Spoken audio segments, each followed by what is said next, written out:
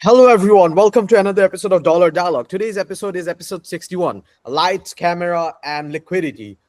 Today's episode is pertaining the economy of Bollywood, which is arguably one of the largest production centers of cinema and music in the world, and it's based in South Asia and quite near Bangladesh, and it's in India. And today, for our guest speaker, we have Mr. Neev Manuja. Mr. Neev Manuja is currently a student at the International School of Ho Chi Minh City. He is currently taking HL Physics, HL Business Management, and HL Math A, and he is arguably one of the smartest students when it comes to specifically mathematical and quantitative analysis. However, Neev is also very interested in Bollywood, and we often frequent in talking about new Bollywood movies. So today we have Mr. Neev Manuja, who will give us some quantitative insights as well as qualitative insights into Bollywood based on his interaction and analysis into watching Bollywood over the years. So, Mr. Neev Manuja, is there anything else you'd like to add to the introduction that I've just said?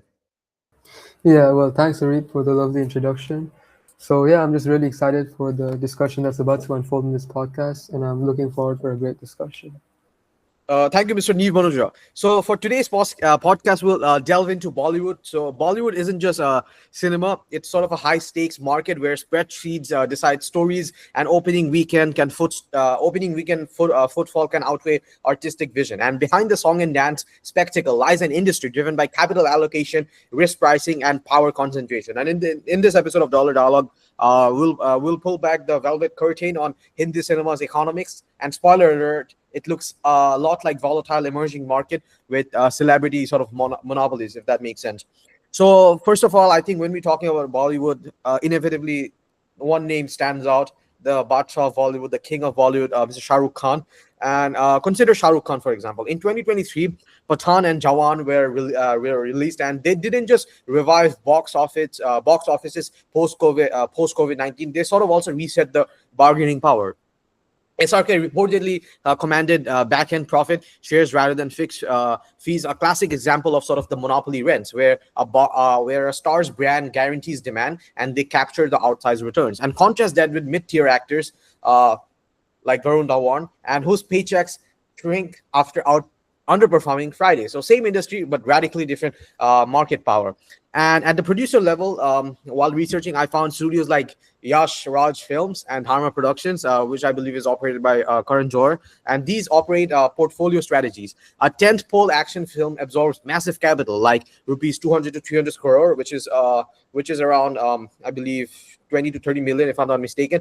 And they're no longer shocking, while smaller romantic dramas hedge risks. So this is a speculative finance in practice. A few hits must cross subsidize a long tail of flops. So the math is brutal when it comes to Bollywood, because there's a lot of risk involved, particularly when it comes to the way the actors control the market when it comes to their stardom. So that's why, and this also connects to sort of the nepotism that we see in Bollywood, and that's where also the networks come in. So the nepotism debate isn't just cultural in Bollywood; it's also economic, because entry barriers are very high in Bollywood, because information is asymmetric and trust is scarce. For a producer, casting a newcomer without lineage raises uncertainty, and casting a star kid with built-in visibility lowers perceived risk, even if talent is unproven. It's inefficient, but markets don't always optimize for merit; they optimize for survival. And then came the shockwave: OTT. Platforms like Netflix and Amazon Prime Video rewrote revenue models overnight. Films could now recover cost before theatrical release through digital rights alone. And during the pandemic, this shifted bargaining power from exhibitors to platforms, and briefly from stars to storytellers. Directors like Anurag Kashyap found new freedom. Mid-budget films found guaranteed exits, but platforms too leaned fast. Data replaced instinct, and greenlights became algorithm aware. So music rights and brand endorsements also add more layers to this, because a single hit soundtrack, for example, Chamak Chalo, can turn a mediocre film profitable, while actor endorsements, from luxury watches to pan masala, act as off-screen income streams that soften box office risks. So Bollywood, in other words, is basically a multi-billion-dollar revenue ecosystem where cinema is only the front end product. Back end, there's a lot of deals being made between producers with actors as well as off brand products. So why do producers still set big despite serial flops? Because Bollywood runs on skewed payoffs. One blockbuster can erase five failures, and one Friday can mint careers or quietly end them. So it's sort of the creative destruction with glitter. So, with that being said, firstly, I think it's important to when we're talking about Bollywood to talk about SRK. And recently, while researching, for example, even in the Times, I read that there has been a slow but steady decline in Bollywood over the years, and SRK has tried to sort of revive that with his new films Jawan and Pathan. So, Mr. Neev Manuja, since I would love to hear your opinions as to why do you think Bollywood has flopped over the years, and do you believe if SRK is reviving that from an economic business and from your own personal experiences? And if you could provide that answer in detail, please. Yeah, so I certainly think there's a decline in Bollywood, and I feel like a lot of that is due to the recent rise of social media.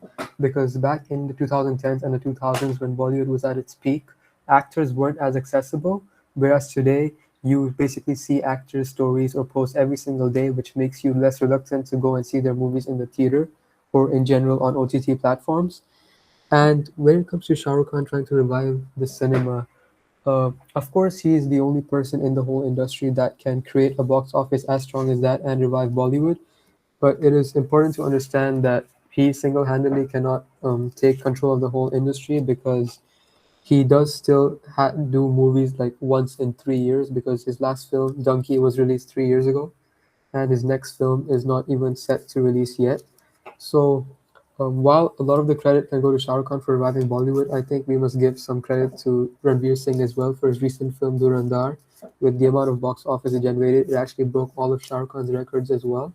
So, while I think there is definitely a decline, which can be accredited to the amount of action movies that are being like made every single year because for some reason all big producers including YRF and Dharma think that action movies are the most bankable movies and they put around 200 to 300 crore budgets into those movies, but still like no one in the country wants to go and see those action movies. They want to see the OG 2010s and 2000s movies that made Bollywood where it is in the first place. So um, yeah, like I don't know what the solution to this decline is, but Bollywood really needs to stop focusing on action movies and more focus towards movies that can relate with the middle class of the country, which represents a large majority of the population. I see Supreet has something to say. Yes, thank you, Neve. This is such a beautiful addition on your end. So, like how I mentioned, Bollywood wasn't just India's film industry. For many decades, it was India's identity. Because from Moscow to Cairo, from Lagos to London, Hindi cinema was how the world imagined India, with songs, family drama, love stories, heroism, and Bollywood was sort of a soft power engine. But today, Bollywood, India, has Bollywood lost India or has India distanced itself away from Bollywood? Because the box office, not only just a box office dominance, but cultural trust, economic credibility, and narrative authority all affect Bollywood's success in present day modern India. So let's start with the data. Between 2017 and 2019, Hindi cinema contributed roughly to 40 to 45% of India's total box office revenue. Post pandemic, that number dropped super sharply. By 2022 to 2023, Bollywood's share fell to less than 30%, while South Indian industries together crossed 50% of total box office revenue in India. This is not an opinion of mine. It's just facts and statistics, and this is sort of market reallocation. In 2022, there were out of the 10 highest grossing Indian films, only one was a Bollywood film. The other nine Indian films were South Indian films. And you, for the viewers who don't know this, South Indian films aren't really considered Bollywood. They are considered, there are many types of film industries in India. One is Bollywood, which is mostly Hindi and the northern languages. The other one is Collywood, Mollywood, Sandalwood, and like for instance, Kollywood is based. There's also Kollywood, I believe, is the Telugu languaged industry. Sandalwood is the Kannada languaged industry, and the Mollywood is the Malayalam based industry. And you see, like films like RRR, KGF Chapter Two, Pushpa, and Kantara, they outperformed almost every single Bollywood release, often by two times or three times. And big budget Bollywood films with 150 to 300 crore budgets struggle to break even after many weeks uh, of airing. And even starlet projects had failed to pull opening weekends. But why did Bollywood fail the market? So people often say Bollywood failed because of bad scripts, but I would say that's half the truth. The deeper issue is is in the structure. So to start off, number one, Bollywood spends around 50 to 70% of a film's budget on actor fees. So the movies are so the economics of the movies are star centric. There's there's less investment in the writers, in the research or originality. Thus, there is high cost but low innovation. However, regional industries, which are like South Indian industries, flip this because the actors in these South Indian industries don't charge that much money. Thus, they were able to spend more on the world, on the building of the movie's world, on the music, on the writing, and on the cinematography. And in addition, number two, in Bollywood, there was a rise of nepotism, and audiences suddenly started hating star kids not only because of their performance but because of the nepotism and how they kept on getting higher star salaries without any innovation. And once trust is gone, no amount of PR can revive the demand. And then number three, we have uh, we also have OTT platforms. They with OTT platforms, Netflix, uh, Hotstar, Amazon Prime, they were able to show different languaged movies for through to a much bigger audience. And this and those who used to watch only Bollywood started shifting away and started watching Sandalwood, Tollywood, or Mollywood. And another thing to note is uh, with the three different types of industries. Kollywood, which is a Tamil cinema, and this cinema, what it does is Kollywood focuses more on the social justice with complex protagonists, and Tollywood focuses more on rooted religious, but not only religious but also mythic or emotionally exaggerated. And Mollywood focuses on uh, Mollywood is not Mollywood cinema is just sort of more middle class oriented cinema. And Sandalwood is, for instance, Kantara, which was one of the biggest movies recently, was rooted in local Hindu folklore.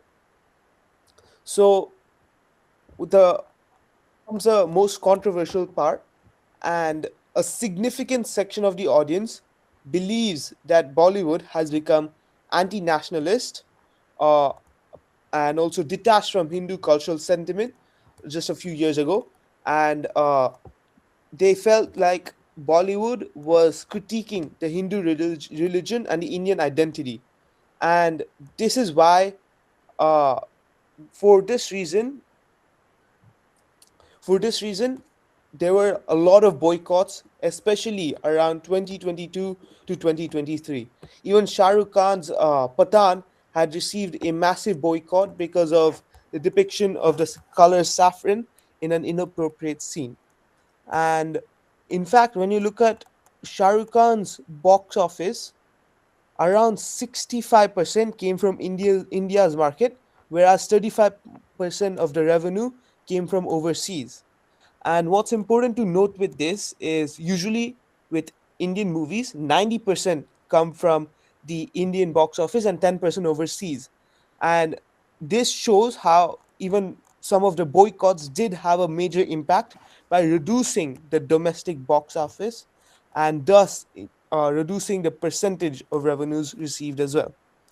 And uh, another important thing to note is the is a transformation in Bollywood over the years as to meet uh, the demands of the Indian people. And I would like to talk more about this, but later on, after Ari continues on. Mr. Shazib Karim, I see that your hand is raised. Would you like to chime in?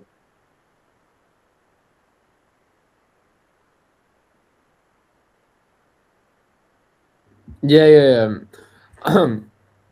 So just to add on to you guys, I think some a factor that hasn't been mentioned yet is the income inequality that Bollywood suffers from. Because, as mentioned before, a handful of stars, they command what massive upfront fees, profit sharing ideas, and guaranteed screen dominance.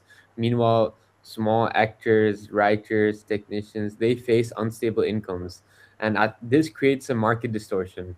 Studios overinvest in stars because they reduce uncertainty even when the scripts are weak. The scripts are weak, but economically this resembles allocative inefficiency, Ari, which we learned this year. But because the capital flows to safe faces essentially because they're investing in the big faces, but not necessarily the most productive ideas.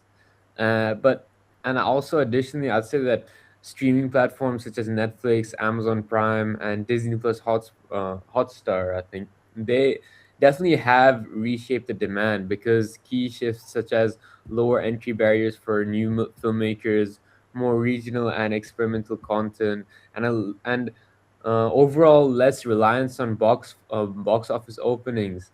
This this definitely has reshaped demand in a way because I'd say that streaming platforms like these they act as monopolies because there's fewer buyers and many sellers, and this gives platforms bargaining power and which often squeezes creators' earnings. So I think like from an um, economics perspective, I'd say that increased access it doesn't necessarily mean increased welfare in a way.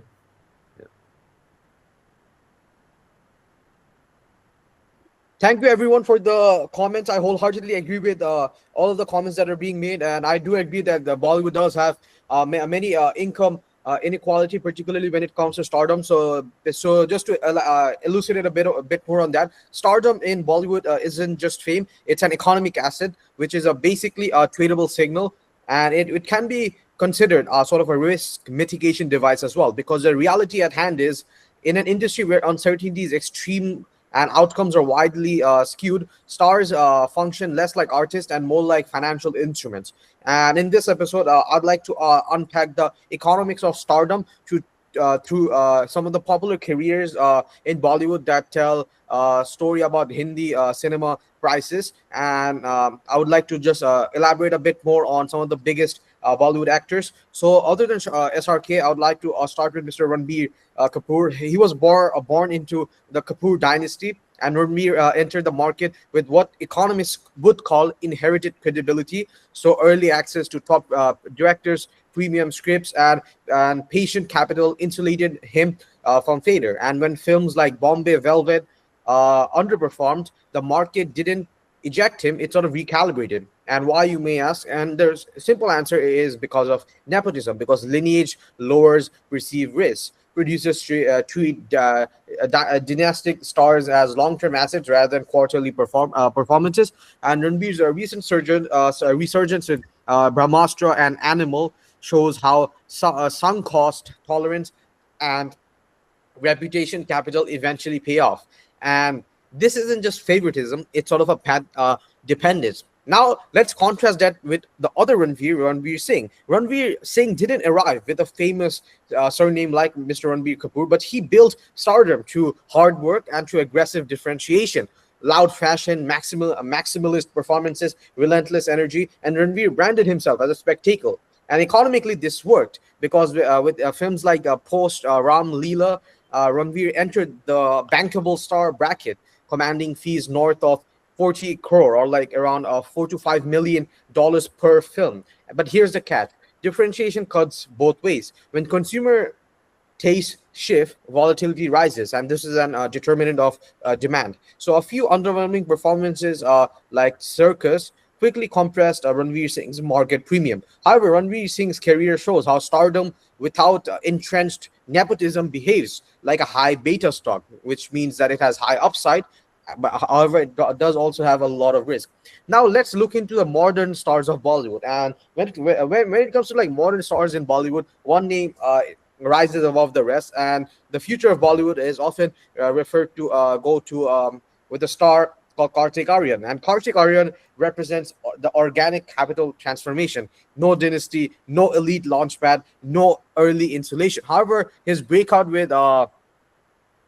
films was demand driven, not supply backed. And when he was publicly dropped from projects after falling out with a major studio, which I believe is Dharma Productions, the market watched closely. What followed was revealing. Instead of disappearing, Karthik Aryan, who was arguably the next big star of Bollywood, often compared in parallels with SRK, he created massive films like Bhool Bhulaiya 2, which built his credibility not through elite validation but through box office resilience. And economically, this is what stardom should be. It's not based on nepotism, but it should be based on hard work, resilience, and what economists call sort of not monopoly, but in one way is perfect competition, where people have equal access to information and there's no asymmetric information. So based on what I've just been said regarding how actors in Bollywood are not just actors as people might think, but rather they're economic assets. And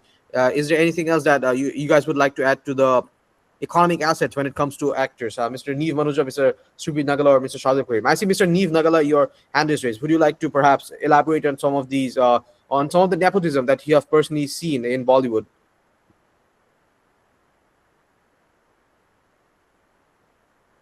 Yeah, I'd like to talk a bit more about the idea of nepotism and when it can work and when it cannot. So, when we think of nepotism, there are two types of nepotism present in the industry. One, the one that worked, and the other one that didn't. When it comes to the one that worked, we often think of names like Ranbir Kapoor, as you mentioned, Alia Bhatt, Hrithik Roshan, sometimes even Salman Khan. So, of course, these people had a significant advantage to those that made their way into the industry through hard work. But it is important to realize the fact that nepotism can help you get into the industry, but your talent is what ends up determining how long you stay in the industry. Because even some of the most famous nepotism products have suffered because producers weren't ready to bet on them because of how unbankable they were. And some of the actors that come under this category are people like Imran Khan, Amir Khan's nephew, who had a crazy debut with the movie Jaane Tu Ya Jaane Na in 2008 that made a box office of 58 crores against a budget of 6 crores. Um, Supreet, would you like to add on to this? Sure. Uh, are you sure there's nothing else? Because I felt you were completing a sentence. Mr. Neev Manuja, Oh, would you please elaborate on what more do you think uh, nepotism, the role of nepotism in Bollywood? Because you did mention Mr. Ranbir Kapoor and how he's the successful actor not because of nepotism but because of his talent. However, I would say that critiques would argue that nepotism has helped him a lot. that is definitely true. I mean, Ranbir Kapoor is not arguably, he is basically the biggest product of nepotism that is possible in the industry. I mean, as mentioned, the Kapoor family, like nepotism doesn't get bigger than that. There's not been a single person in that family that has been unsuccessful, and Ranbir Kapoor being the current generation of that family, he is the most in the talks at the moment. And as you mentioned, Ranbir Kapoor did have a very bankable debut. He debuted with one of the most um, wanted directors in the country, who is Sanjay Leela Bhansali. But it is important to note, even as the son of Rishi Kapoor and the grandson of Raj Kapoor, his first three movies were some of the biggest flops the country has ever seen. Yet today, he is one of the most famous actors in the country, and arguably the biggest superstar of the modern generation. And this is simply because not just nepotism, but some credit has to go to Ranbir Kapoor's acting talent, as he is undoubtedly one of the most talented actors in the country with over 7 Filmfare Awards and numerous IFA and Zee Cine Awards. He has made movies and risky script choices like Rockstar, Burfi, and also delivered cult classics such as Ye Jawani Hai Diwani, Tamasha, and the list goes on.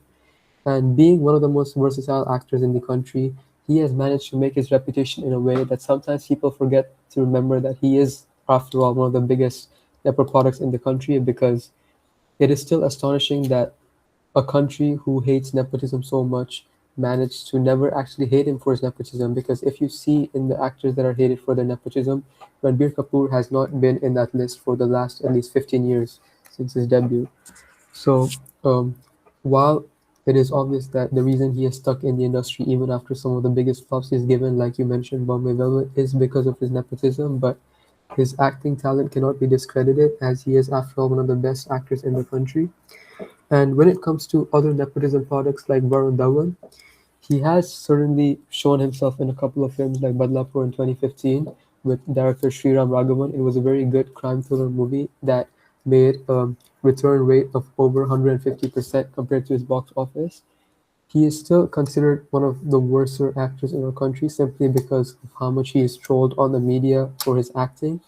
Because he debuted with movies like Student of the Year, Humpty Sharma Ki Dulhania, which made the country perceive him in a way as a chocolate lover boy. So he started off in roles that are not really known for his acting, but more for his looks.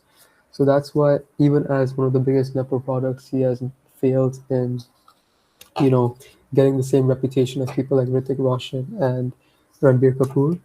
And when it comes to Nepo product and trolling, we cannot forget Arjun Kapoor, arguably the biggest failure that the country has ever seen. I mean, in 2023, he made a movie called Killer Moon, which had a budget of 40 crores and made 3 crores in revenue. He has given one single good movie in his career, which is called Two States, that released in 2014, which made a box office of 17 crores. Yes, the man's best movie made 17 crores, which is not even the budget of some of the movies these days. And I mean, the only reason the movie got famous is because of Alia Bhatt. But anyways, I don't know. Like he's still making movies to this day. He's releasing 2 to 3 movies, and that is obviously because of nepotism. His dad is Bonnie Kapoor, one of the biggest producers in the country, and he has received several hate in the last few years. And this is the thing you cannot understand because surprisingly, his dad is a producer, but he actually doesn't produce his son's films. So it's very complicated on why producers still bet on him, knowing that the film is going to flop. Recently, he starred in Singham again with Rohit Shetty directorial and produced. He was a producer of the movie as well. And Rohit Shetty himself admitted in an interview that he knows the backlash Arjun Kapoor is facing on media right now, and he knows that taking him in the movie would be a big risk. And he actually said that Arjun Kapoor agreed to work for free because at that time, no producer was ready to bet on him. And he actually won an award for that movie, which I think Supreet enjoyed that movie a lot. So we would like to contribute more to the conversation. Sure. So, thank you so much for sharing your opinions and sharing some facts with us as well. This is so insightful, and I really enjoyed all the uh, connections you made and all the highlights that you underlined. So, one thing I would like to point out is the immense difference between Bollywood back in the 1900s versus the Bollywoods from the early 2000s and especially in the past 2 decades. So, from for a long time, especially from the 2000s to the mid 2010s, Bollywood used to have a specific reputation. It used to be critical, and it used to be critical of the mass sentiment of the people. It used to question nationalism. There were movies that were considered a bit anti-nationalist. There were movies that were considered progressive by insulting Hindu rituals, temples, and beliefs. They were they were used as background jokes or symbols of backwardness. And whether that was intentional or not is a separate debate. But here's what matters: That's how a large section of the audience perceived it. And perception, economically speaking, is everything, because reputation is the reason why demand would exist. For instance, if a company has poor corporate image, the demand and the people who are willing to buy from that company will reduce drastically. And between 2005 and 2023, we saw how India's internet user base jumped from under 100 million to over 800 million people. This changed everything because people weren't just buying a ticket and watching films anymore. People used to discuss them. People used to clip scenes. People used to share outrage and organize opinions.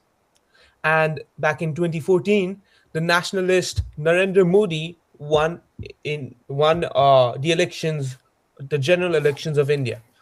And yes, politics has nothing to do with movies, is what it would seem like. But Narendra Modi's win was a sign of people's changing sentiment.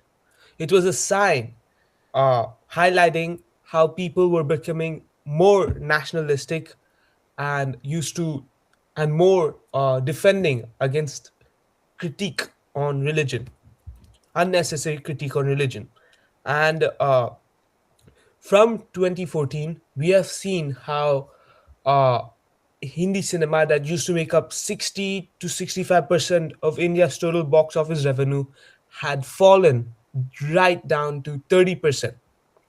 And this was all because audiences started feeling that Bollywood was awkward about celebrating national pride and dismissive of Hindu identity. There used to be movies that used to critique gods unnecessarily and make fun of them. And uh, and in terms of economics, it's important to note uh, how South Indian industries also blew up. And South Indian industries, they're not overly nationalist or pro religion or anything else like this either. A few are, that's for sure, but most are respectful of all values and all beliefs. South Indian industries, and this is why people collectively started switching from Bollywood to these other uh, industries like sandalwood, Mollywood, Collywood, as already mentioned, Tollywood as well. And big budget Bollywood films, especially in the past 5 years, were failing to even recover 60% of their production costs, while regional films with one third the budget were dominating. This wasn't cancel culture. This is sort of consumer behavior. And Bollywood eventually panicked and knew they had to change. So then comes the turning point. Films with national security, military, and strong Indian state narratives started working, not subtly, but massively. It's not the film industry didn't become more nationalist just because the actors or directors became more nationalist. The industry became more nationalist because that's what made the most money. For instance, we have Shah Rukh Khan.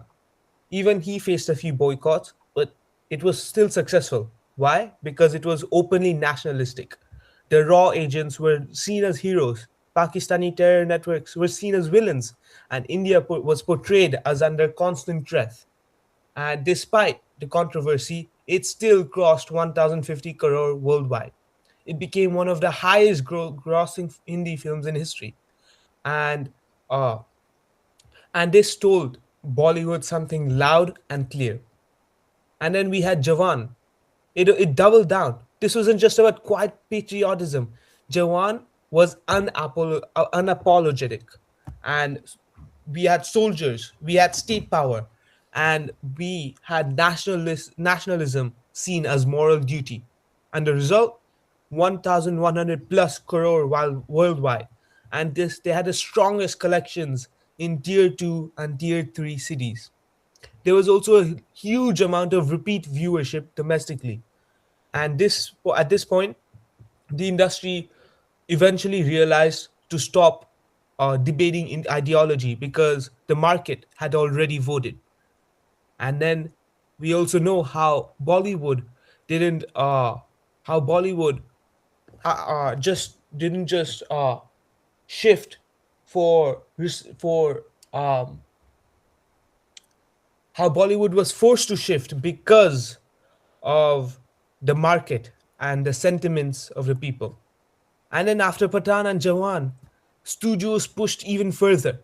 And this is where films like Durandar come in. Durandar is a political spy thriller that has made more money than both Pathan and Jawan. It's got one of the highest box office numbers in record. And with Durandar, it explicitly showed direct border conflict and referred to them with dates and timelines. It also showed Pakistan and proxy forces as explicit enemies, and intelligence agencies were shown as morally unquestionable. And with Durandar, it's actually important to note that the Saudi and some of the Arab countries banned the film. Saudi, Qatar, UAE, and many other such films banned Durandar. Why? Because they aim to have a neutral stance and don't, and since they were also Muslim, they don't want to portray Pakistan in a negative light. And recently, there's a movie that was released today. It was called Border 2. What is Border 2? Border 2 is a Indian spy thriller, nationalist spy thriller, and even this movie was banned in the Arab countries just today as well. The information was released. And why? Because Pakistan was again portrayed as a terrorist region, and this conflicted with the Arabs' interests. So another nationalist film was banned.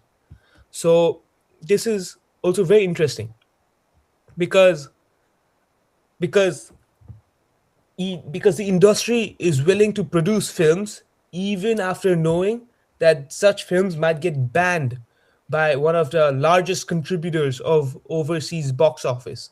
And this is because they have the confidence that such films will make enough money in domestic markets. And it's just very interesting. And oh yeah, Neev, I see your hand is raised. Please add on, please debate, please critique anything I say. Thank you. So, first of all, I really loved your insight on Jawan and Durandar, but I think we're completely ignoring the fact that Bollywood has been lucky enough to be the movie industry of a country where actors are seen as some of the biggest people in the country. If an actor wears a certain piece of clothing, the country will follow him and wear a certain piece of clothing.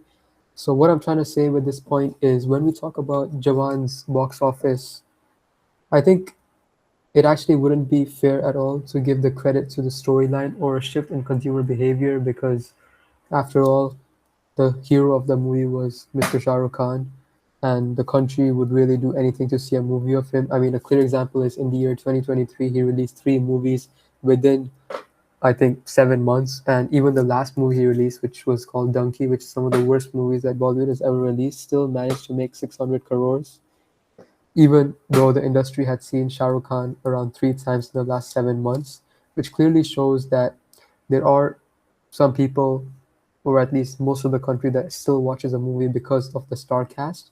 When we talk about Durandar, for an example, the social media PR really helped in enhancing its box office and the reputation of the movie. I mean, the cast featured Ranveer Singh, Arjun Rampal, Madhavan, Sanjay Dutt, Akshay Khanna, the list goes on. And Bollywood is transitioning to a phase where people honestly come to the movies for the actor. The script can be bad, but as long as the actor is someone who the country likes to see, the movie will make good money.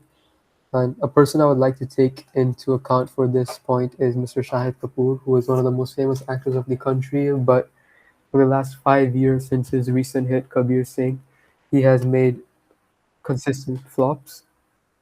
And it's a bit sad to see that because his movies are genuinely good, but it's quite simple. The country doesn't see him as a superstar. They don't really care about his movies. They don't go to the cinema to see his movies. Whereas the next day, Kartik Aryan releases a movie, or even Salman Khan, who is one of the worst actors in the country will go crazy to go and see their movie, even though the movie could be just a basic action movie, which Salman Khan has been doing for the last 20 years. So my point is, I get that the movies Bollywood makes today are nowhere at par with the movies they make in the 90s or the 2000s, but I feel like although script choices does have a big role in whether a movie does well or not, star power is the biggest thing as well. You could have Shah Rukh Khan do one of the worst scripts in history and it would still do well. Same goes for someone like Mr. Let's take Ranbir Kapoor for an example, but the case is that he doesn't actually do bad movies. And for example, let's talk about the Shahnshah of Bollywood, the Kings of Kings, Mr. Amitabh Bachchan. At the age of 83, he can still make a movie good enough to watch. And what's surprising is he had never seen the same stardom that Shah Rukh Khan has seen or Rajesh Khanna has seen. But the reason he's still famous, that's actually something that I know Shazim has the answer to because he's an avid Mr. Bachchan fan. So Shazim, would you like to contribute to this? Yeah, sure. Um, mm, I think before I talked about Bachchan, Mr. Bachchan, I'm a big fan of him as Neev had mentioned. I'd also like to mention another thing that we haven't discussed yet is and which would be like the COVID and economic vulnerability, because I think COVID, it kind of exposed Bollywood's fragility, because with the cinema shut, of course, like a lot of other sectors, but revenues collapsed, and the fixed costs still remained, and informal workers, I'd say, probably suffered the most. And I think this basically just highlighted Bollywood's dependence on consumer confidence, like Neev had mentioned before, consumer confidence which comes from the big actors, big name actors, the big faces, and also the discretionary spending as well, which are classic traits of a cyclical industry. And when incomes fall, movie tickets are one of the first things the households cut, because of course they're elastic goods, right?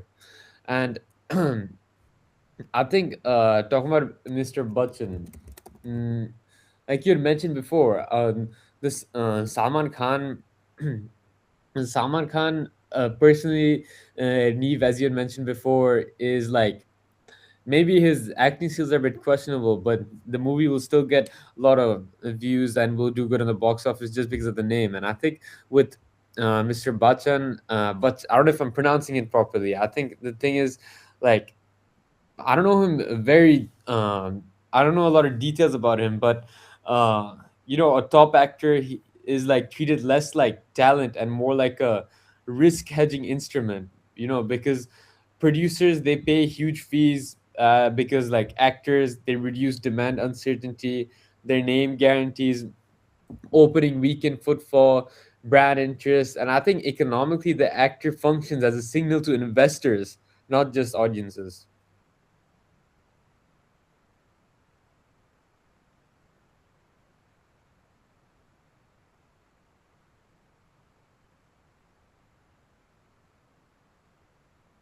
Thank you everyone for the discussions. I wholeheartedly agree with all of them, and I would also I'd also like to say that Shazir brought up an interesting point pertaining the relevance of economics in Bollywood as well. And speaking of that and connecting into modern day Bollywood, I think a question that has long been called for is, why is Bollywood slowly dying? And that's one of the questions that one of our viewers asked Mr. Rishan Ali, and that's what he asked in one of our polls before the video as well. And this is particularly interesting because personally, as a Bangladeshi, I'm particularly passionate about Bollywood. However, I'm also very, very interested in Hollywood films. And although Hollywood is arguably better than Bollywood when it comes to like production value, Bollywood is very, very close to home. And although the language is different, it still brings up memories.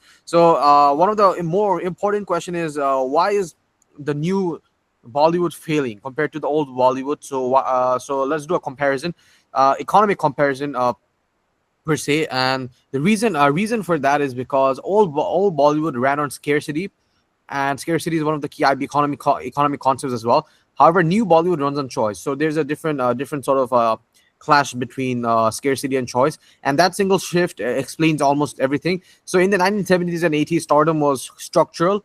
So when Mr. Amitabh Bachchan rose as the angry young man, India had limited screens, limited television, and no alternative entertainment at scale. A star wasn't just popular; they were sort of unavoidable, and this created natural monopolies. One Bachchan film could dominate national attention for weeks, sometimes months. The returns were slow but durable. Producers didn't chase opening weekends; they sort of chased longevity. However, the 1990s refined this model. Liberalization expanded disposable income. NRIs became a target market. And when I'm talking about NRIs, these are like non-resident Indians. So there's a lot of sort of a diaspora of Indians living abroad, Western countries and Middle East, all over the world. So the non-resident Indians became a target market, and Shah Rukh Khan emerged as a global-facing man. And this is the reason why Mr. Shah Rukh Khan is so popular from even Hollywood actors like Tom Cruise, or even like the top Hollywood actors. Everyone knows about him, and the reason for that is because of expats, Indian expats watching films, and people sort of like craving the attention. One particular personal anecdote is like when I was visiting Czech Republic in, I believe it was 2019, um, at an Indian restaurant, like people were watching Bollywood. However, I still saw like people who were like not Indian still watching Bollywood there as well. So this is the reason, like people, Indian food is really popular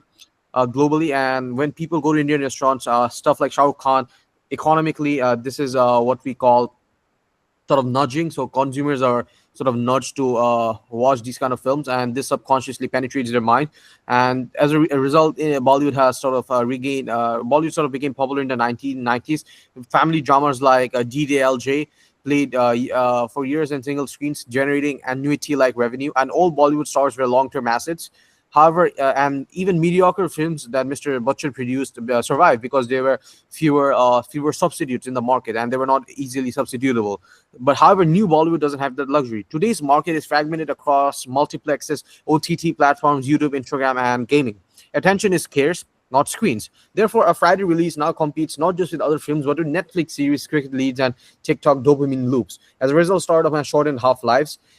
Films either explode instantly or vanish by Monday. And economically, this changes incentives because old Bollywood optimized for mass appeal, new Bollywood optimizes for risk-adjusted returns. Studios prefer pre-sold IPs, sequels, biopics, and remakes because uncertainty is expensive. And that's why industry oscillates between 100 crore spectacles and hyper-targeted niche films, very little in between. So this also explains the backlash against the new Bollywood.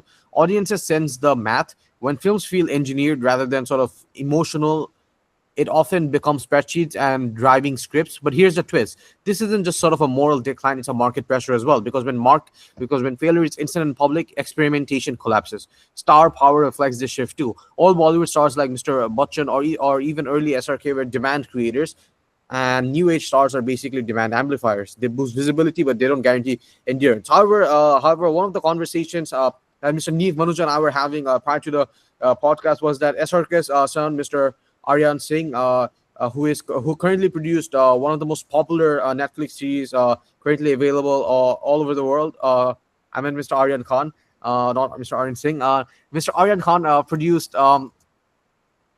Aryan Khan produced a new Netflix series, and I believe it was called the sort of the derogatory term, the B word of Bollywood, and it was released on September 18, 2025, and this was produced by Red Chillies Entertainment, and this is a sort of a 7-episode satirical drama, and at times a gritty look at the Hindi film industry, focusing on ambition, nepotism, power struggles, and the insider-outsider dynamic. And this also features legends like Bobby Deol as well. So, Mr. Neev, Manuja, based on the discussion of old Bollywood and new Bollywood, old Bollywood we can consider SRK. However, do you think Mr. Aryan Khan, the new Bollywood, do you think based on online economic discussions about his new Netflix series, let's just say the Bollywood where he exposes nepotism, do you believe it is financially successful? And would you also say like this is where Bollywood is heading? Because no one in the history of Bollywood has sort of made such a Netflix series like this. Where and keep in mind, Mr. Aryan Khan studied at the University of Southern California in film as well. I believe in USC, and therefore he sort of has the knowledge from a Western perspective. And I would say like it is kind of working, as a lot of my friends summer school friends mentioned this. So would you agree that the new age of Bollywood under Mr. Aryan Khan is lucrative? Well, I wouldn't say so because as to your earlier question of whether the Bollywood is heading this way, I would say no because Bollywood to this day, it's been going on since 1913. It has never been defined by a director. It's always an actor. And Iron Khan will never ever be the next big thing because similar to Mr. Abhishek Bachchan, he will always be compared to his father, and obviously he will never reach that same level. And whether when it comes to the same movie choices and like the uniqueness of Iron Khan's new directorial debut, I think this is a one-time thing because Aryan Khan comes from a family where he can afford to make a series like this, where he can afford to get all of Bollywood in his show and risk making a show so vulgar and obscene that it directly questions Bollywood and how dirty the underworld of Bollywood is. So I would definitely say that this is not where the new Bollywood is headed, but it was definitely a unique watch and very entertaining. And I think Iron Khan should receive all due credit that he has gotten for this show. I see Mr. Shazim Abdul or Malik Kareem has something to say. Obadul Kareem. Um, yeah, Neev, I just want to ask you a question out of curiosity. You mentioned that Aryan Khan, you believe that he won't be able to make it be big in the Bollywood scene, and I just want to understand why specifically, because we talked about nepotism and we talked about like the big names specifically, and he definitely has a surname Khan. He's the son of one of the biggest one of the biggest actors that Bollywood has ever seen, Shah Rukh Khan. So, like, why do you think that Aryan Khan can make it big in the Bollywood? Is it because of his skill necessarily? Because like we talked about how before, like a lot of actors which may not be very talented, but still they make a lot of money just because of the name. So yeah, Neve, go on. Your hand is up. So there are two reasons for this. When we talk about nepotism products, obviously there are some that have been successful, such as Ranbir Kapoor, Hrithik Roshan, Alia Bhatt. Now, the issue that comes with Aryan Khan is he's not the son of an ordinary film star. He's the son of the man who defined Bollywood for the last 30 years. And a lot of people have debuted after Shah Rukh Khan. Once upon a time, Hrithik was called the next Shah Rukh Khan, then it was Shahid, then it was Ranbir, then it was Karthik. And if they couldn't match that level after making close to 20 movies and some super big hits, Aryan Khan cannot reach that level. Also because it is it's a bit challenging for him to reach that level because his dad has set the bar so high. And what determines whether a Nepo product is successful or not is the level if he can outreach his dad or not. When you take a look at Sanjay Dutt, Hrithik Roshan, Salman Khan, and Ranbir Kapoor, the only reason that these Nepo products have managed to be successful is because they have all overtaken their father's success. Whereas in the case of Aryan Khan, there's no doubt that he's going to be famous and perhaps a great director. But when it comes to whether he's going to cross his father's legacy, that's out of the question. And he has also chosen an unconventional route of being a director, which in a way favors him because he can not directly be compared to his dad because they're different professions. But the issue with this is that no director has ever been a superstar, whether it's Rajkumar Hirani or Sanjay Leela Bansali. So even as a Nepo product and the son of the biggest actor in Bollywood, he won't reach that level of fame. And also because he's born in a generation where, um, you know, Nepo products aren't really working. I mean, the last Nepo product that worked made his debut in 2007, and ever since then, every single Nepo product has been failing. So I would, I mean, it's kind of surprising that this is even a topic because, of course, Aryan Khan will never make it a superstar because, first of all, he's a director, and second, we can just take a look at Mr. Abhishek Bachchan. He's been in the industry since 2000. He's given some of the best movies and the best acting the industry has ever seen, but he has never been considered a superstar. Why? Simply because his dad has hit milestones that are unachievable, and he will always be buried under that legacy. So no matter how much he outperforms, or let's say Aryan Khan in this case, he's still always going to be Shah Rukh Khan's son, and he's still always going to be considered as like someone who got that opportunity to be what he is just because he was Shah Rukh Khan's son. So this is why I think even as a never product, he won't make it big in the industry, no matter how much backing he gets financially from his dad's production company, Red Chillies Entertainment, or the support from his fans or any media that is technically his dad's, not even his.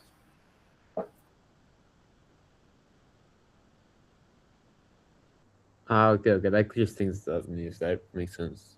Thank you for your insight. Thank you for all the discussions that has been said. And for the last segment of the podcast, under Mr. Neev Manuja's request, before we proceed to the last segment of the podcast, I think it's important to some of the economic as well as the financial aspects of Bollywood. And previously we have talked about nepotism. So just to briefly sum up before we move on to the next segment, a brief financial summary is that we have analyzed so far that all Bollywood operated under scarcity economics, limited screens, fewer substitutes, and this sort of created the natural monopolies around stars like Mr. Amitabh Bachchan, Salman Khan, and Shah Rukh Khan. And demand was relatively inelastic, allowing films to earn gradually over the long runs. However, new Bollywood, as we have seen, is functioning in a sort of attention saturated market. Audiences face infinite substitutes, OTT, social media, sports, making demand highly elastic. As a result, films either succeed instantly or fail fast. We also looked over the revenue model, which then was box office was primary. Back in the 80s, box office was primary revenue stream, low theatrical runs, steady cash flow, and music and overseas revenues were the supplemental part of the profit. And however, moving on to today, we have seen that revenue is sort of the front loaded. OTT rights, satellite rights, music, and brand deals often recover most of the cost before release. And box office determines upside, not survival. And with the emergence of online services like Netflix, we have seen that the ticket sales has also decreased as a result of it, as people just mostly watch at home. And films are currently also more structured like financial instruments. They are sort of de-risked early, optimized for quick exit. We also talked about risk and capital allocation. All Bollywood spread risk over time. A weak opening could be rescued by word of mouth, essentially. However, new Bollywood concentrates risk into opening weekend performances. Producers minimize uncertainty by betting on stars, recycling proven IPs, sequels, and remakes, which is why Bollywood is sort of dying, because producers essentially sort of remaking stuff. So one good example for that was Mr. Amir Singh's remake of what was essentially, I believe, the US film Forrest Gump, and Mr. Amir Khan basically remaked Forrest Gump. Forrest Gump using Indian terminologies, of course, and Indian version of it, but it was basically 1990s popular film, and it was called Lal Singh Chadda, I believe. And this sort of shows that Bollywood is they're scared to take risk, and as a result, it's sort of gradually losing interest in customers. And due to easily substitutable other products like Netflix and Hollywood, people are slowly shifting towards that. We also delved into stardom economics and nepotism. Stardom economics is particularly niche part of economics that we delved into today, where all stars were long-term capital assets with stable returns, and new stars behave like high-risk beta assets, and salaries rise rapidly after hits. However, we saw bargaining power collapses as well. Lastly, we looked at as well the labor and entry barriers. We talked about how nepotism creates high uncertainty, and this always raises the entry barriers in markets. And we also saw how network surnames and prior box office signals reduce perceived risk. And this also explains nepotism economically, not morally, as a risk filtering mechanism. So, to move on to the last segment of the podcast, which was under Mr. Neev Manuja's special request, he would personally like to share some of his Bollywood films and some of the recommendations to the audience. So, Mr. Neev Manuja, if you could please provide your a list of films and songs as well as actors to look out in Bollywood, that would be greatly appreciated. And you could do that through eras as well, old Bollywood, new Bollywood, as well as some of the 2010s films as well.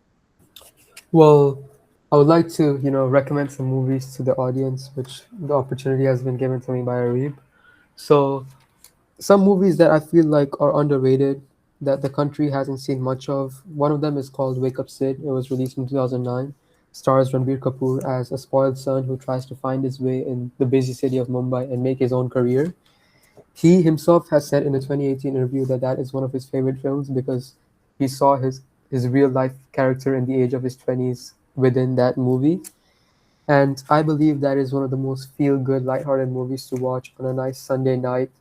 And it leaves a lasting impact on you. It's not just one of those movies that you watch one night and you never think about it again. I personally have seen that movie close to 3 or 4 times and it never gets boring. Um, one of the This is not an underrated movie, but undoubtedly one of the best movies India has ever released. Three Idiots, starring Amir Khan, Sharman Joshi, and R. Madhavan, also released in 2009. This is considered widely as one of the greatest Indian films ever made, and has made a lasting cult status impact on the young generation of India. It has revolutionized teen path choices on whether they want to continue with the traditional path of doing engineering and medicine or branching out to do what they really enjoy. It is one of the most feel-good movies. Like most of the country has seen this movie more than 5 times, and it still remains a cult classic. My personal favorite movie is called Ye Jawani Hai Diwani. It was released in 2013. It stars Ranbir Kapoor. It is also officially cited on Wikipedia as a cult classic because of its long-lasting impact on friendship and relationship.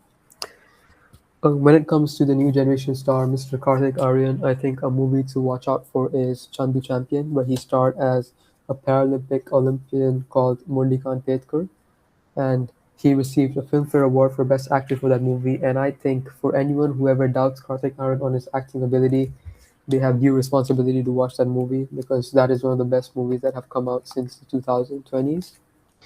And last but not least, I would like to give a shout out to Munna Bhai MBBS and Mr. Sanjay Dutt himself.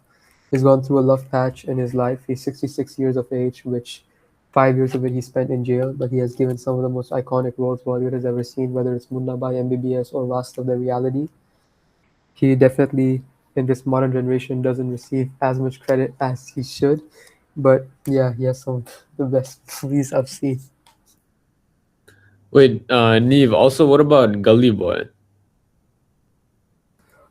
Yeah, that is a good shout. I actually haven't seen that movie, but of course, everyone knows how successful Gully Boy has been because of its unique script choice and Ranveer's brilliant acting in the role of a street raptor. And let's not forget the song "Mere Gully Mein" that broke all the charts when it first released. It is definitely a Yeah. song that was on my playlist for a while, and I would like to, give a shout out to Mr. Akshay Kumar as well. He's one of the most hardworking actors in the industry. I mean, it's not easy to make 4 movies a year. Yeah, sorry, Mr. Akshay Kumar. As we all know, Mr. Khilari, he's been in the industry since 1991. That marks 35 years as of 2026. He has definitely made some cult classics over the years, especially his 2000 comedies, which include the Houseful series, um, Bagam Bag, Garam Masala. He has given some of the best movies that India has seen. Especially, let's give a shout out to Hera Fairy, cited as the best comedy movie that India has ever released. And, you know, he's close to 60 years of age, but he still acts as the mainstream hero with unique script choices in each movie.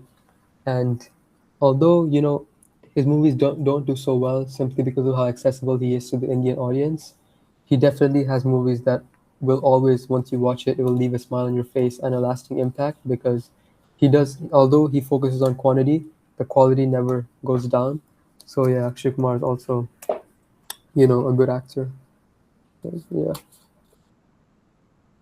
Thank you, Mr. Neev Manuja, for the final comments, and for your viewers listening. This was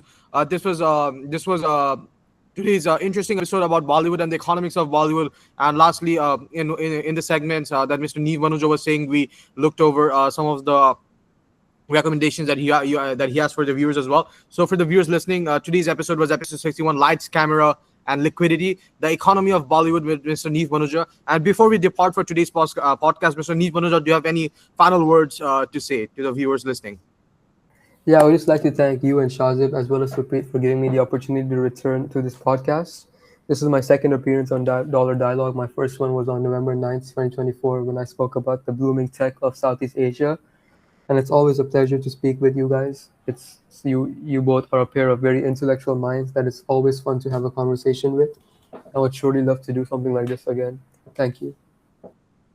Thank you, Mr. Neev Manuja. And for the viewers listening, this was episode 61, the economy of Bollywood, with Mr. Neev Manuja. And thank you for watching today's episode. And stay tuned for next week's episode with another very interesting guest speaker. So thank you all for listening, and goodbye for now.